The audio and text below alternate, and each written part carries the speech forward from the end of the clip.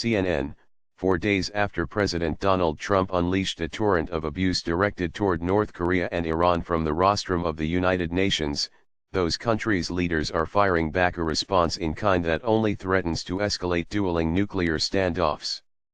For a week devoted to diplomacy, the language Trump and his counterparts employed in New York was anything but diplomatic.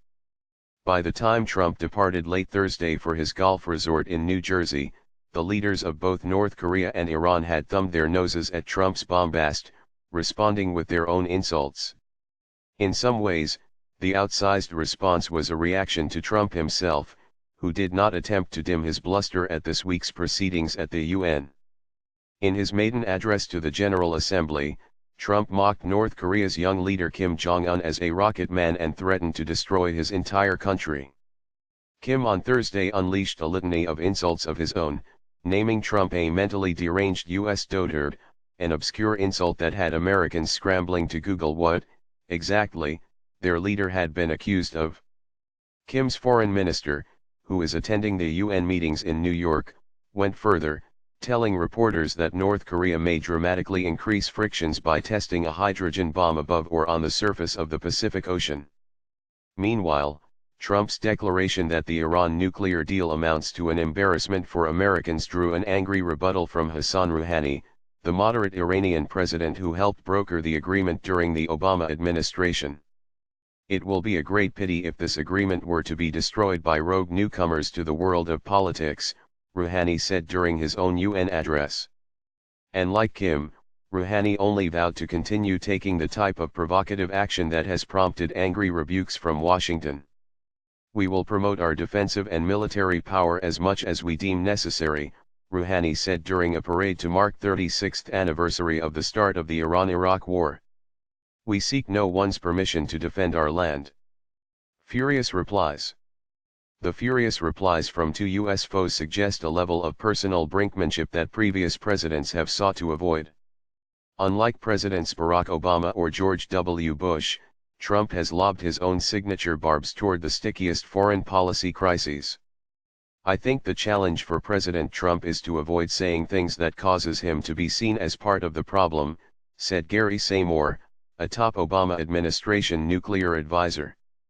Many governments are alarmed at the escalation in rhetoric.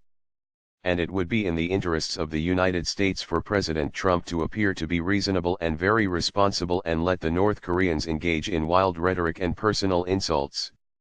Unfortunately, I think the president's in danger of being in a situation where he's seen at the same level as Kim Jong-un in terms of irresponsible words, said Seymour, now at Harvard University's Belfer Center for Science and International Affairs. On Twitter Friday, Trump did not seek to cool matters. Kim Jong-un of North Korea, who is obviously a madman who doesn't mind starving or killing his people, will be tested like never before, he wrote.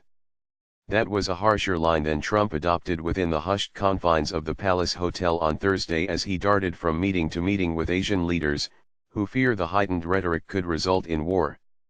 Measured language.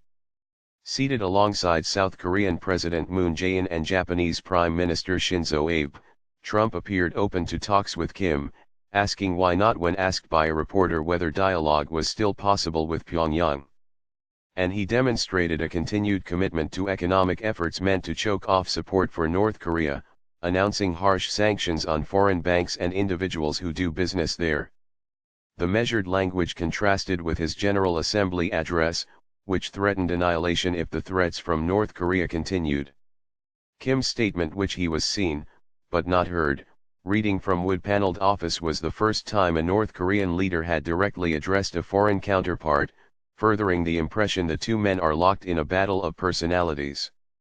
He made unprecedented rude nonsense one has never heard from any of his predecessors, read Kim's statement, which was read by a presenter on the state-run news agency. A frightened dog barks louder. The remarks impugned Trump as hard of hearing and, implied by the use of dotard, elderly, both deeply personal rebukes that strike at Trump's sensitivities. Word and talk is cheap, Trump's counselor Kellyanne Conway said on Fox News Friday, adding that Trump is more interested in assessing Kim's actions. For this non-politician who is accustomed to dealing with product and deliverables in action, you see the world responding.